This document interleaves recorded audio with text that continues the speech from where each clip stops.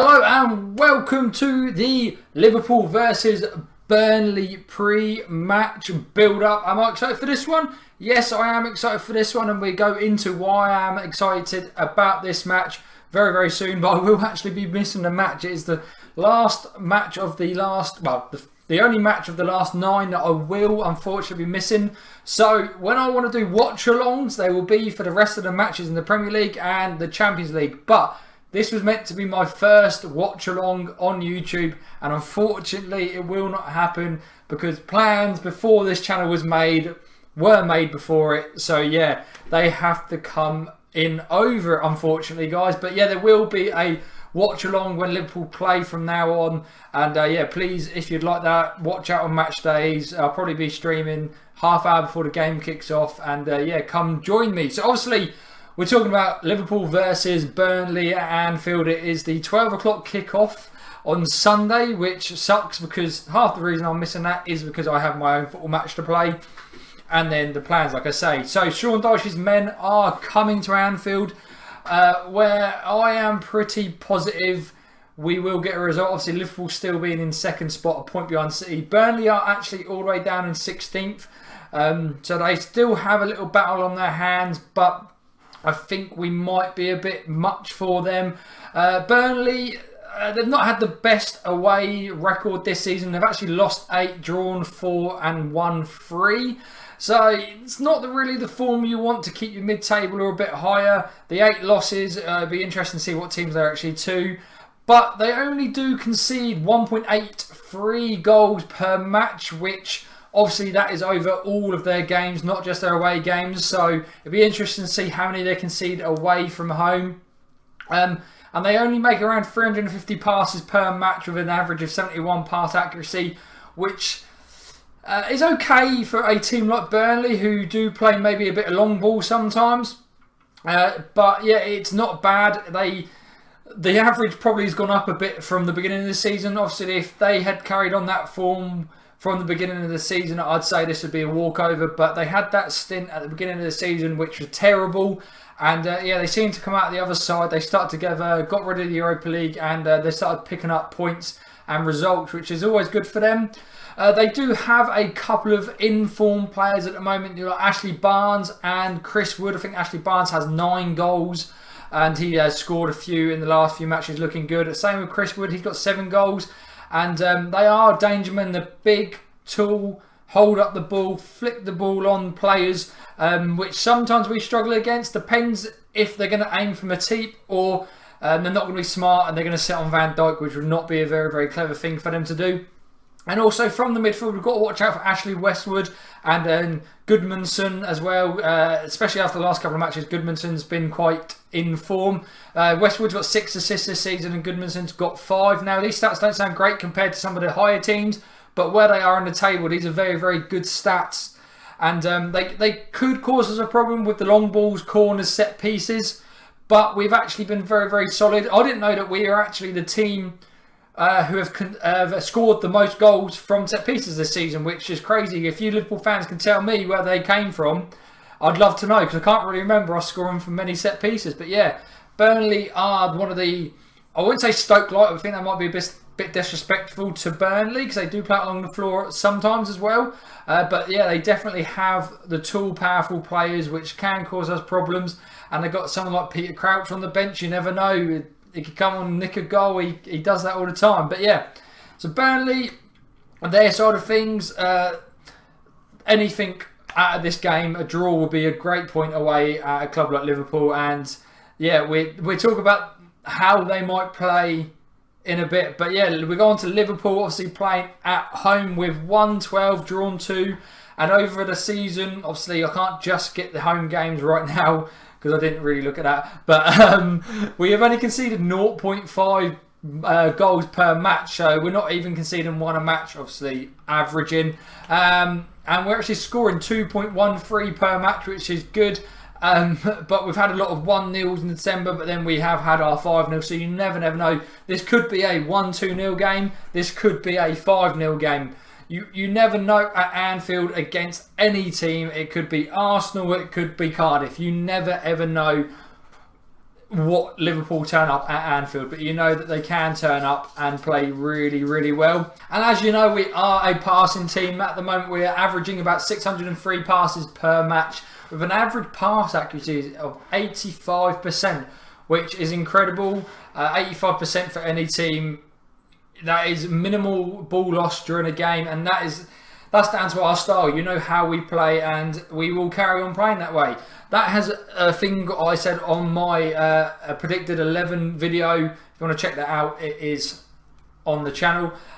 What annoys me sometimes lately is the fact that we have been changing, in my opinion, changing our tactics to suit who we're playing. We do it a lot against bigger teams. Man City, we did it this season, last season, and probably the season before that. We did it against Man United. We sat back, we didn't press, we didn't want to get countered because, yes, it's smart in a title race, but when you're coming up against someone like Man City who can close a gap on you, which they did, you need to go out aggressive. If you're going to lose trying to score. And that's my only criticism this season so far is, even the Everton game the other day, the stats show we didn't play how we normally play. We played to try and go against how they play. They shouldn't. People should worry about us. We should never change. We should keep the same team unless there's injuries, and we should keep how we play. And then other teams have got to worry about us. We don't have to go, oh, look, Burnley are coming to Anfield. They might sit back. Oh, what are we going to do? But I think how we will play is we're going to play high press. After the last 2-3 games, we haven't really done that. You can take out the Watford game. I'm talking about Everton, Man United games. We need that high pressing. We need that fast tempo. Salah doing what he did against Watford. Mane doing what he's done in the last few games. Firmino to come back in and make those little passes, make the room for them two to come in. And like I said, hopefully Keita will start this game. I think he will. I hope he doesn't go with Henderson. I'm very split on Henderson this season, but yeah, we need a Keita to sit just behind those three. So when Salah drags two players out of the way, Keita has that room to do his little close control passing, close control dribbling, get into the box, hit a shot. And I'm going to call it right now. Keita is going to get his first Premier League goal this game if he starts. That's if he starts. And if he does come on off the bench, yeah, and he gets one, I'm going to take the credit. But yeah, if he starts, I think this could be the game where it will open up and he will be able to get on the score sheet. As I mentioned earlier, how Burnley might play. Will they sit back? I'm going to say this season they probably will. They need any point they can get from an away game at any team at the moment. They're not struggling, but they can be dragged in the last 9 games to the relegation zone. I don't think they will, don't get me wrong. They're a very, very solid team. But I think they will try and hit us on the counter, but they're not the speediest of teams. So I don't think we should sit back and try and absorb what they're going to do to us. I don't think we will at home anyway, but if it comes to a point where we are starting to slack back because they've made a couple of attacks, I don't think we should worry. I think we'll be able to catch up with them with the players we've got. Like I said, the big men up front, they're not quick. The midfielders aren't the quickest. And the left and right back, they're average, but I don't think they have enough pace to hurt us on the counter. So it's not a team where we have to try and absorb and sit back in case their players are there. So I think they will sit back, but like I say, we just need to play how we play. We don't need to worry about them. I don't think there's a threat really from them apart from, like I say, the set pieces. Our main threat in this game, like I said, I think Salah and Mane will keep people occupied.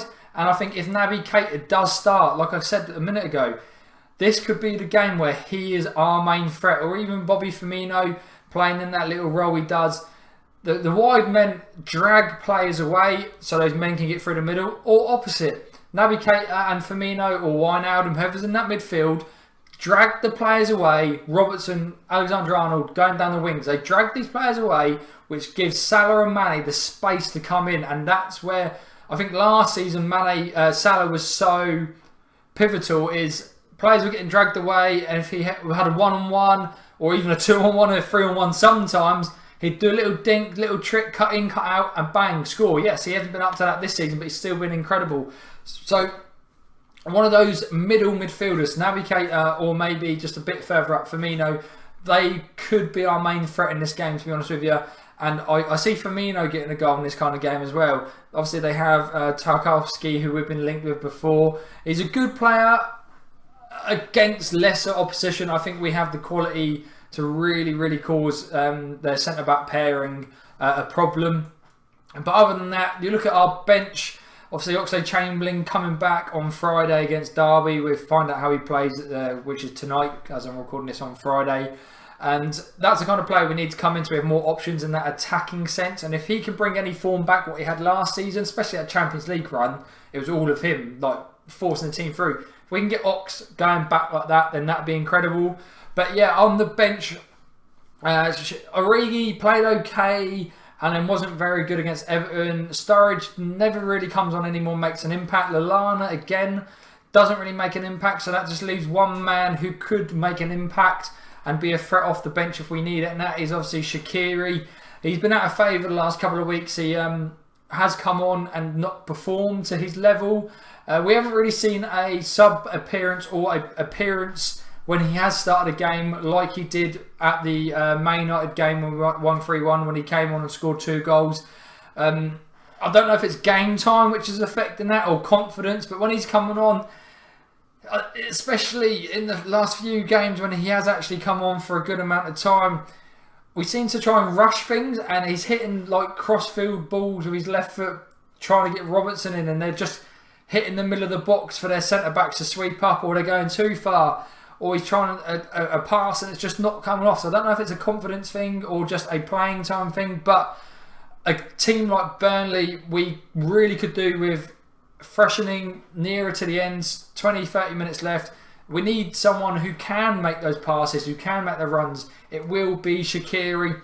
Who he will come on for, I'm not too sure, depending on who's playing at the time. But yeah, he is the man maybe who could get us something off the bench. Sturridge, you never know, can bang out a worldie now and again, but let's face it, he's not going to be the first one coming on out of the two of them, is he?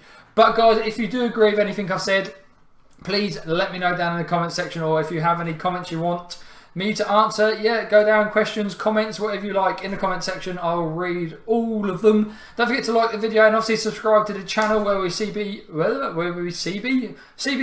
No, other channels are available.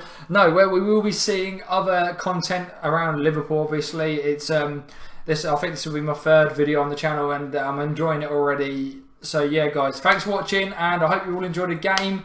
I'm really upset that I can't do the watch along, but it is how it is. In the next game, in the Bayern Munich game, I will be doing it, guys. So yeah, thanks for watching.